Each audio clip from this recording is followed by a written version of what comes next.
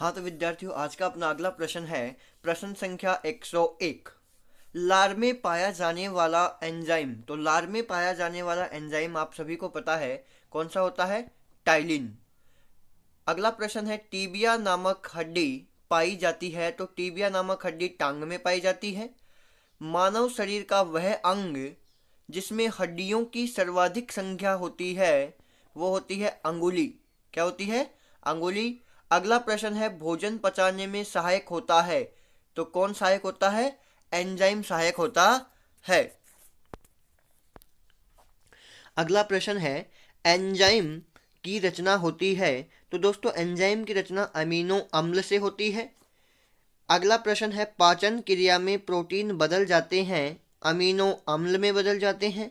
देखिए ये one liner प्रश्न है, आपको इनको एक या दो बार देखना है और एग्जाम से पहले इसको एक बार जरूर देख लें, ताकि एग्जाम के अंदर जैसे ही आपको प्रश्न दिखाई दे आप क्लिक करें और आपका प्रश्न सही हो जाए। तो इसको एक या दो बार देखना है, लिखने के चक्कर में ना पड़े। अब आपके पास इतना टाइम नहीं है कि आप इन चीज़ को नोट करें फिर पढ़ें। आप एक से दो बार इसको बस रिवाइज कर लें, लिखने के चक्कर में ना पड़े। मैं फिर कह रहा हूँ, आपके पास समय बहुत कम है। विशेषकर ग्रेजुएशन लेवल जो है सीईटी वाले हैं उनके पास टाइम कम है। 12th लेवल वालों के पास अभी टाइम है तो वो लिख कर उसको वापस रिवाइज कर सकते हैं। अगला प्रश्न है आहार नाल में स्टार्च के पाचन में अंतिम उत्पाद है। तो क्या होता है? माल्टोज। शरीर में अमीनो अम्ल की संख्या होती है, कितनी होती है? 20 होती है, सभी को पता है। शरीर में ऊतकों का निर्माण होता है, किससे होता है? प्रोटीन से होता है। अगला प्रश्न है हड्डियों और दांतों के निर्माण के लिए आवश्यक तत्व है। तो क्या है? कैल्शियम व फास्फोरस है। अगला प्रश्न है भोपाल गैस कांड में रिसाव हुआ था। और ये प्रश्न काफ़ी बार एग्जाम में पूछा भी जाता है। यदि आपने पहले कभी एग्जाम कॉम्पिटिटिव एग्जाम दी है तो आपको ये कहीं ना कहीं प्रश्न आपको टकराया भी होगा, आपने किसी ना किसी एग्जाम पेपर में देखा होगा। तो इसका आंसर क्या होगा? मिथाइल आइसोसाइनाइड का। 112 नंबर का प्रश्न है दोस्तों काला हीरा तथा काला सीसा कहते हैं, किसको कहते हैं? कार्बोनेडो को तो क्या कहते हैं? काला हीरा।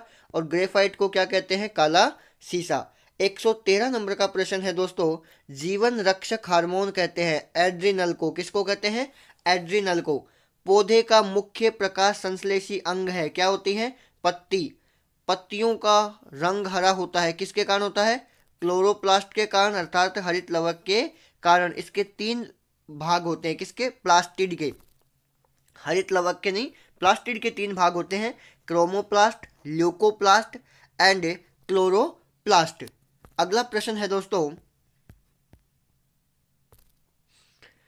पर्णहरित में उपस्थित मुख्य धातु है। तो पर्णहरित में उपस्थित मुख्य धातु मैग्नीशियम होती है। वायुमंडल में ऑक्सीजन की मात्रा संतुलित होती है, किसके द्वारा? प्रकाश संश्लेषण के द्वारा। अगला प्रश्न है दोस्तों पेड़ पौधों द्वारा खाना तैयार करने की प्रक्रिया कहलाती है। तो क्या कहलाती है? प्रकाश संश्लेषण कहलाती है। प्रकाश संश्लेषण के लिए आवश्यक है तो पहली चीज CO2 होनी चाहिए, दूसरा जल, तीसरा क्लोरोफिल और चौथा जो कि सबसे इंपॉर्टेंट है सूर्य का प्रकाश। 120 नंबर का प्रश्न है दोस्तों प्रकाश संश्लेषण की क्रिया सबसे अधिक होती है। तो लाल रंग के प्रकाश में सबसे अधिक होती है। प्रकाश संश्लेषण में ऑक्सीजन निकलता है, कहाँ से निकलता है? जल से निकलता है। अगला प्रश्न है दोस्तों प्रकाश संश्लेषण का प्रथम स्थिर यौगिक है, क्या है? फॉस्फोग्लिसरिक अम्ल। राइजोम पादप का भूमिगत प्रारूप है, क्या है? तना। दलहन के जड़ में पाए जाने वाला जीवाणु है राइजोबियम है। 125 नंबर का प्रश्न है दोस्तों पौधे नाइट्रोजन ग्रहण करते हैं, किसके रूप में? नाइट्रेट के रूप में। पादपों में जल तथा खनिज लवण का संचालन होता है जाइलम के द्वारा। अगला प्रश्न है दोस्तों पादपों में बना खाद्य पदार्थ पौधे के विभिन्न अंगों में पहुंचता है फ्लोएम द्वारा। वह यंत्र जिसके द्वारा तने की वृद्धि दर नापी जाती है ऑक्जेनोमीटर। किसके द्वारा मापी जाती है? ऑक्जेनोमीटर। क्लास में थोड़ी फास्ट कर रहा हूँ क्योंकि आपके पास टाइम बहुत कम है और अपने को कम समय में ज़्यादा क्या चाहिए, कंटेंट चाहिए। इसके लिए मैं जल्दी जल्दी आपको क्लास करवा रहा हूँ। समझने की अब बिल्कुल आवश्यकता नहीं है। इन प्रश्न को एकदम माथा का माइंड, दिमाग का माइंड फीड कर लो। जहीं एग्जाम दे रहा हो एक क्लिक करना चाहे तुरंत तारा ऑप्शन सही होना चाहिए। टाइम बहुत कम है थारकन, अभी भी समझ जाओ रे। आत्महत्या की थैली कहलाता है लाइसोसोम। लाइसोसोम की खोज किसने की? डी डुबे ने। कब की? 1949 में। प्रोटीन की फैक्ट्री कहलाता है राइबोसोम। अगला प्रश्न है दोस्तों, प्रोटीन का संश्लेषण होता है राइबोसोम द्वारा। डीएनए की खोज की थी तो वॉटसन एवं क्रिक। डीएनए संश्लेषण का प्रतिपादन किया कॉर्नबर्ग। डीएनए और आरएनए है न्यूक्लिक अम्ल। डीएनए के क्रियात्मक खंड को कहते हैं जीन। डीएनए का डबल हेलिक्स मॉडल दिया था वॉटसन एवं क्रिक ने। देखिए दोस्तों, डीएनए की खोज है वो वॉटसन एवं क्रिक ने नहीं की थी, डबल हेलिक्स मॉडल दिया था। ये किया था आपके डीएनए की जो खोज है वो की थी मिश्र ने, एफ मिश्र ने। किसने की थी? फ्रेडरिक मिश्र ने। अगला प्रश्न है दोस्तों 138 नंबर का प्रश्न। डीएनए की इकाइयां हैं तो न्यूक्लियोटाइड्स हैं। सर्वप्रथम प्रयोगशाला में जीन संश्लेषण किया था, किसने किया था? हरगोबिंद खुराना ने। पुरुष व स्त्री जीन संगठन होता है एक्स एक्स तो तथा एक्स वाई, एक्स एक्स स्त्री और एक्स वाई पुरुष। एक लड़का पिता से क्रोमोसोम प्राप्त करता है, क्या करता है? Y 22+y।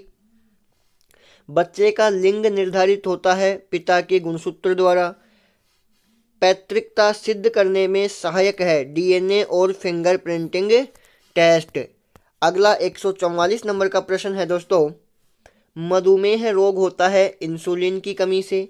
इंसुलिन की खोज किसने की थी? वेंटिंग एवं बेस्ट ने। इंसुलिन शरीर में बनती है अग्नाशय द्वारा। ब्रोंकाइटिस एक रोग है श्वास नली का। पेप्सिन का एक उदाहरण है, या पेप्सिन किसका उदाहरण? तो एंजाइम। दूध में नहीं पाया जाने वाला विटामिन है तो विटामिन सी। विटामिन सी दोस्तों किस में पाया जाता है? खट्टे फलों में, लाइक एज नींबू में। 150 नंबर का प्रश्न है दोस्तों, टॉक्सिन है एक जहरीला पदार्थ।